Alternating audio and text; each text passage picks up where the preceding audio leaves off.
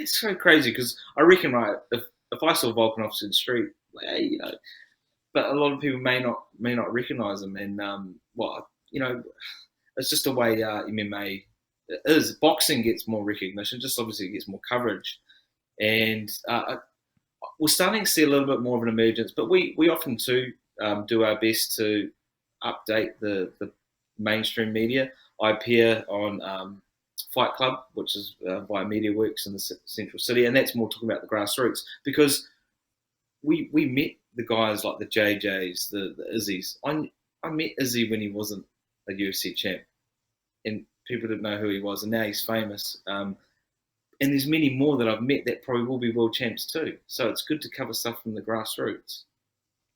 I have to ask you though, once again, and we'll finish with Izzy, but like when you met him before he was a world champion, do you remember that first encounter? And did you already back then get a sense of something bigger, if that makes sense? Like, sometimes when you walk into a room and you meet someone and they have that presence and you're like, you know what?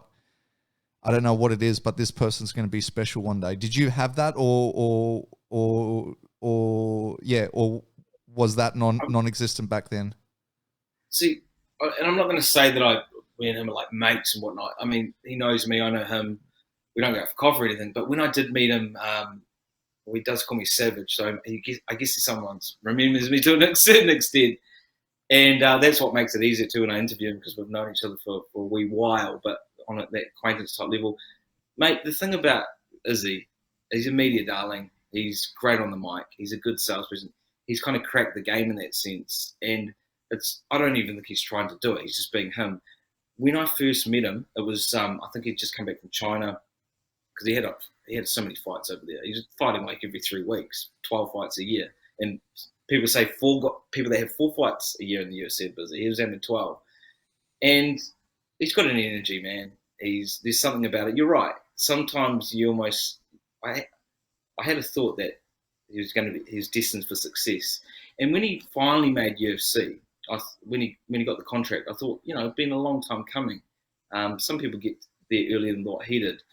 But just rewinding again, every time he gets on the mic or he does something, he's just built for it. And I did feel that. I feel that's what's created to his success. Is he's got all these components that that make him the star he is. And you would even agree too. He is funny on the mic. Some of the things he's said over the years, it's built him more and more. And that's the fight game. Sometimes you've got to seize those opportunities. I mean, what did he say that time? He did the dog walk, and he says certain things in the media press conferences, and that's what gets him ahead. And yeah, I did think he was going to be something. No, and I will agree with that. And the one thing I always say, which is important, is, and Conor McGregor did the same thing. Like, they were good on the mic, but they were authentic, right?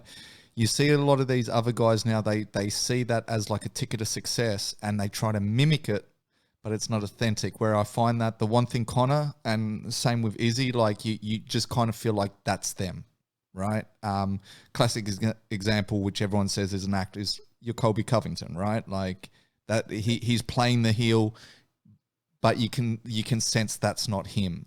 So it's just a different way of kind of approaching it.